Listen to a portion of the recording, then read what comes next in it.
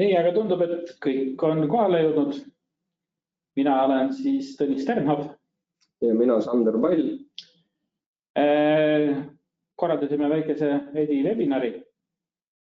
Selles mõttes, et kui teil on küsimusi julgelt, meil on olemas niisugune pisikene plokikene nagu questions, sealt alt saab küsimusi esitada ja kui neid tekib, siis vastame neile webinari lõpus. Ja meie webinar täna salvestatakse, et kõigile, kes kohale ei jõua kas õigeaegselt või üldse kahjuks ei jõua, siis kõigile registreerunutele saabub pärast veebilink ja sealt on võimalik siis meie webinari järgi vaadata, vajadusel jagada ka oma kolleegidega. Nii, aga hakkame vaikselt sõitma. Ja oih. Nii, Sander. Räägin mina, olgu. Ja, räägime EDI-st. Et mis see EDI endast nagu üldse kujutab ja milleks see vajalik on. Räägime 2 dokist, räägime 4 dokist, mis nende erinevus on. Ja räägime ka, mis on Unified Posti virtuaalne 4 dok lahendus. Just, ja siis räägime muidugi, et miks on 4 dok parem kui 2 dok. Räägime natukene ka Unified Post EDI veebiportaalist. Ja viimaseks siis puudutame ja tutvustame ka nii-öelda Unified Post hinna mudelit EDI lahenduse osas. Ja paar sõna siis Unified Post grupist, et oleme siis nii-öelda kasvav ettevõte. Eestis siis Unified Post nime all tegutseme aastast 2021. Et siin on siis näha, et laias laastus tegutseme üle terve Euroopa. Meie emaettevõte asub siis Belgias, Brüsseli lähedal pisikeses linnas La Hulpe, aga esindused on siis leitavad juba peaaegu 32 riigis. Ja lisaks siis Euroopast väljaspool tegutseme ka Põhja-Aafrikas, Marokos ja Kagu-Aasias sellises põnevates riikides nagu Vietnam ja Singapur. Enne kui lähme siis täpsemalt meie EDI teema juurde, võib-olla lühidalt kiirelt, et mis teenuseid Unified Post siis veel pakub, et pakume siis makseteenuse lahendust maksenuppu või makselingi näol, et müügiarvetel on võimalik siis genereerida juurde selline põnev maksenupp või link, mis hõlpsustab siis kiirelt müügiarvete tasumist. Olles e-arve operaator, pakume muidugi ka e-arvete vastuvõttu, pakume muidugi ka e-arvete saatmist ja on võimalus siis kogu nii-öelda müügiarvete lahendus ja müügiarvete saatmine ka Unified Post kätte anda. Ja kes tahab paberarveid saata, saab ka paberarveid saata meie kaudu. Täpselt. Ja viimaseks siis lisaks siis meie tänasele EDI temaatikale pakume ka BankUpi. BankUp siis mugav arvelduskeskkond, varasemalt siis tuntud kui arved.ee keskkond. Et kes tahab, siis BankUpi osas saavad ka meie kolleegid head informatsiooni anda. Ja, aga räägime siis EDI-st. Mis see EDI on? EDI on siis niisugune hea lahendus ettevõtetega, kellel on palju kaubaga seotud dokumente. Mida EDI annab? EDI annab selle, et on vähem käsitööd. Ehk siis tegelikult toimub see, et on tellimus on siis see esimene asi, mis sisestatakse ja ülejäänud liigub juba automaagiliselt, elektrooniliselt ühest tarkvarast teise. Mida EDI lahendus pakub, on näiteks on siis see, et ei pea enam otsima neid tellimusi või dokumente kuskilt e-postist. Dokumendid liiguvad automaatselt ilusti raamatupidamistarkvarasse. Ja nagu ka e-arvete puhul on EDI dokumentide puhul see, et dokumendid võivad olla erinevates formaatides. Ja siin olemegi meie kui EDI operaator abiks, kes aitab siis ühest formaadist dokumendid viia teise formaati, ehk siis nad oleksid arusaadavad mõlemale osapoolele.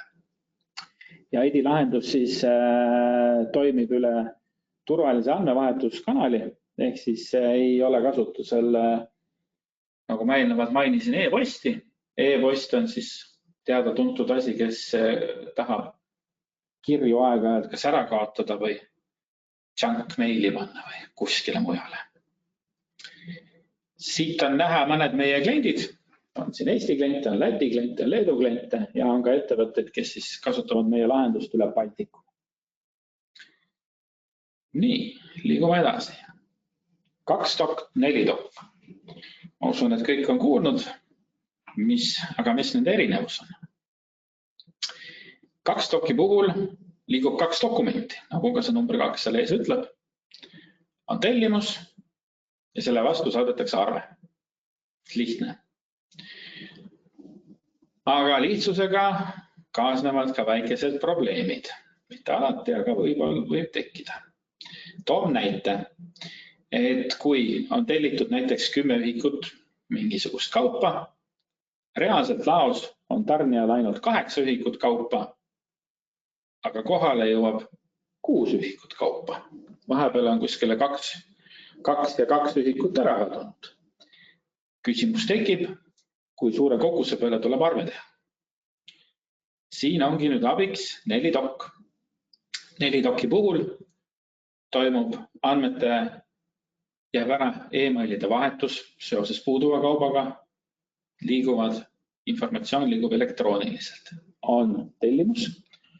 Tellimuse peale saadetakse välja saateleht koos kaubaga, siis kui kaup on ilusti ära loetud, siis saadetakse saatelehe kinnitus. Ja saatelehe kinnituse alusel on võimalik siis arve juba vormistada. Ehk siis kui on mingisugused erinevused, siis on võimalik juba saatelehtede vahel asi korda saada. Nii. Miks on 4 dok parem? Saabunud kauba kogus ühtib alati arvel märgitud kogusega. Ei ole enam vaja vormistada kreeditarveid. Lihtsustab taara käsitlemise protsessi ja lihtsam on ka käibemaksu arvestada. Kokkuvõtlikult tarneprotsess on läbipaistvam, usaldusväärsem, kiirem, odavam ja mugavam. Ehk siis olukorras, kui oleks vaja need iga kord sisestada neid dokumente, läheks aega rohkem ja ta oleks kindlasti ka kulukam. Nii, miks on 4 dok keerulisem? Liigub rohkem erinevaid dokumenditüüpe. Lisaks eelnevalt mainitud, täpselt kõik dokumendid, need 4 tüüpi sai ilusti ära mainitud. Aga võivad tulla ka tehnilised probleemid, sest osa raamatupidamistarkvarasid ei suuda väljastada saatelehte näiteks. Ja osa raamatupidamistarkvarasid ei suuda vastu võtta kinnitust. Ehk siis ei saa infot, et võiks nüüd arve vormistada. Ja on vajalik muuta ka võib-olla ettevõtte sisest tarnimisprotsessi. Ja raamatupidamistarkvara nii-öelda siis see upgrade, ehk siis see muudatus, et lisaarendused võivad minna kulukamaks kui planeeritud. Aga selle vastu on meil ka rohi olemas. Meil on selline asi nagu virtuaalne 4 dok. Virtuaalne 4 dok, mis annab siis selle, et kui ütleme algselt liigub see tellimus, siis tellimus nagu ikka tavaliselt kohale läbi meie tarnijale. Tarnija teeb nagu ikka, vormistab siis arve ja saadab meile. Mida meie teeme? Meie teeme tegelikult seda, et me võtame korraks selle arve kinni, sellest arvest me moodustame saatelehe ja saadame ostjale. Ostja kontrollib kauba üle, kui on kõik korrektne, kinnitab saatelehe ja liigub saatelehe kinnitus meie süsteemi. Mida meie süsteem teeb? Ta kontrollib siis seda esialgset saatelehte ja vastuvõtu kinnitust ja kui kõik on korras, siis see esialgne arve liigub ostjale. Aga olukorras, kui nüüd juhtub see, et kas mingi kaup on puudu või kogused on erinevad, siis seda arvet välja koheselt ei saadeta. Siis toimub see, saadetakse automaatne kiri mõlemale osapoolele süsteemist, kus tuuakse ilusti välja. Kui ma nüüd ei eksi, siis probleemne koht on ilusti välja toodud punase värviga. Ehk siis märkab kiiresti kohe, kus see erinevus on. Siis on võimalik seda protsessi vastavalt kokkuleppele lahendada. Kas siis moodustatakse uus arve, saadetakse jälle järjekordselt läbi meie süsteemi. Ja jõuab see kliendini või siis liigutatakse vajalikud puudu kogus kaupa järgi. Nii, ma arvan, et me võime edasi liikuda. Nii, aga lisavõimalused on võib-olla sellised lahendused, mida meie konkurendid ei paku. Näiteks on peavalu tegelikult kõigile on niisugune asi nagu koodide konverteerimine. Kasutusel näiteks, toon näite, on mingisugune kaup, mida müüakse, on teie laos ühe tootekoodiga. Üks ostja ostab ühe koodiga, teise koodiga, teine ostja hoopis võib-olla kolmanda koodiga. Ja siin olemegi meie abiks. Kui nüüd me teame täpselt, mis kood tuleb ära muuta, mis koodiks, siis sellega saame meie abiks olla. Samamoodi on ka Tara koodidega. Võivad olla kahel erineval poolel erinevad koodid, meie teeme selle korda nii-öelda. Ja siis on ka ühikute teema, mis on nüüd väga popiks läinud, on see, et kui saadetakse kaupa näiteks mitte siis tükikaupa, vaid saadetaksegi üks kast, kui meie teame ette, et sellele koodile vastab nüüd kast ja seal kasti sees on 12 ühikut kaupa, siis saadetakse üks kast, aga ostja saab kätte 12 ühikut kaupa. Ehk siis tarnija saab mugavalt kasti kaupa välja saata ja koode muutma ja ka ostja saab ilusti 12 ühiku võrra oma lattu võtta, et siis seda müüa. Nii.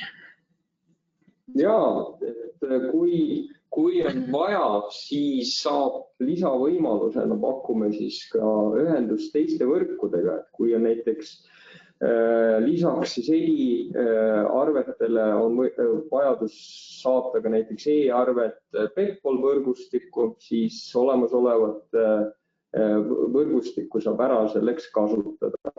Lisaks siis muidugi on e-lahenduse puhul ühendus ka loodud Eesti e-arvete võrgustikuga, et saame ka e-arvete saatmist pakkuda.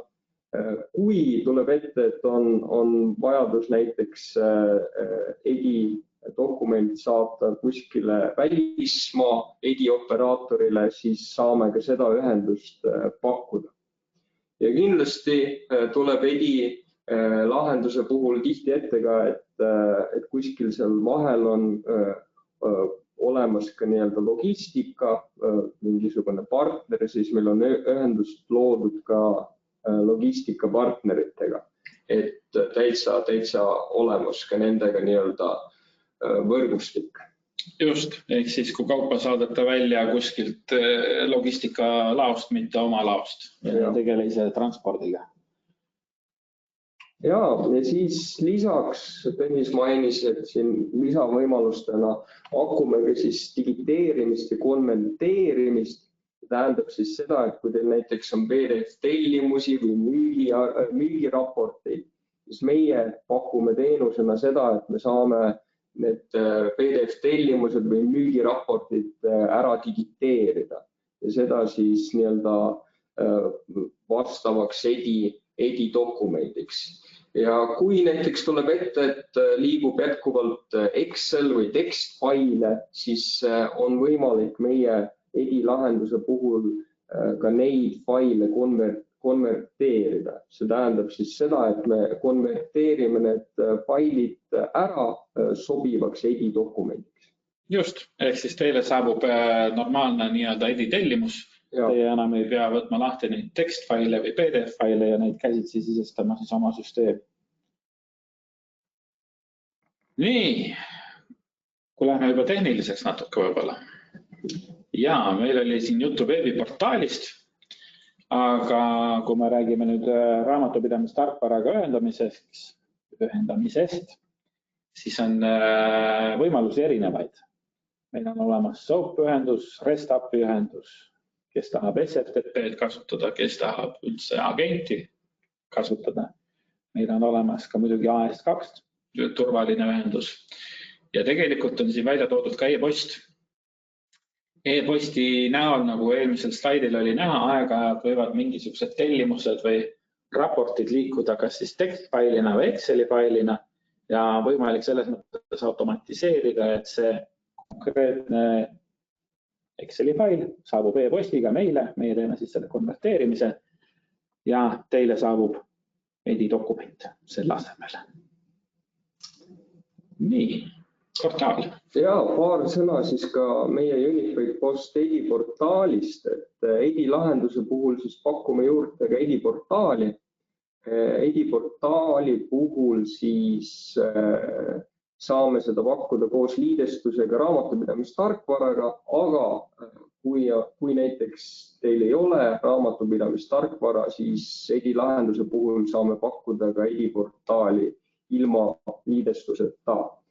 Või kui on olukord, et selle ERP-süsteemiga või siis raamatupidamissüsteemiga ei ole võimalik üldse liidestust luua, ehk siis kui tegemist on kasutusel mingi välismaise raamatupidamistarkvaraga. Täpselt. Ja portaalis siis välja toodud kõik oluline info, kui Tõnis läheb edasi. Ja, vabandust. Just, et siis on võimalik ediportaalis siis saata edidokumente, vastu võtta, võimalik kõiki tooteid hallata portaalis, mis on väga hea, on ka see, et on näha kõiki erinevaid edidokumentide staatusi, on täpselt näha, mis staatuses hetkel siis edidokument on, saab kasutajaid hallata ja muidugi siis tarnekohtade haldus samamoodi.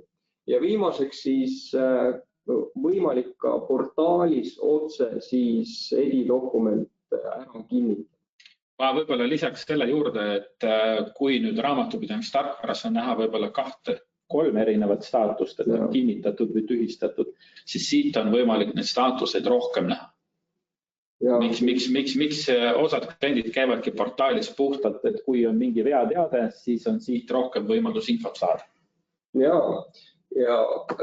lisaks pakub ediportaal siis ka väga põhjalikku infot toote enda kohta, et toote info on portaalis välja toodud, on toodud seal koodid välja, vöötkoodid, nimetused, hinnad, ühikud, et kõik see info on väga põhjalikult näha meie ediportaalis, et selles suhtes kindlasti julgustame meie edi praeguseid kliente ja ka tulevasi kliente, siis kasutame julgelt meie head veebiportaali. Ja kui hindadest sa rääkisid, siis ma võib-olla lisan juurde, et seal on võimalus siuke, et kui ühel ostjal on üks hind ja teisel ostjal on teine hind, siis on võimalik seda ka niimoodi ära määrata, et ühel tootekoodil võibki olla erinevad hinnad ja see on ära määratud juba, et kes see ostja on ja kõik töötab automaatselt ja käsitsi hindu muuta. Just. Ja täname. Salvestus saabub teile tänase päeva jooksul e-postile. Saate seda järgi vaadata, saate jagada oma kolleegile, kes on võib-olla ka teemast huvitatud ja kui on mingeid küsimusi seoses e-arvetega, makselahendusega, ediga, BankUpiga. Võtke meiega julgesti ühendust ja kui on soov, siis saame ka personaalsed kohtumised kokku leppida ja rääkida juba siis meie teenustest lähemalt. Just. Aitäh osalemast! Ja, aitäh!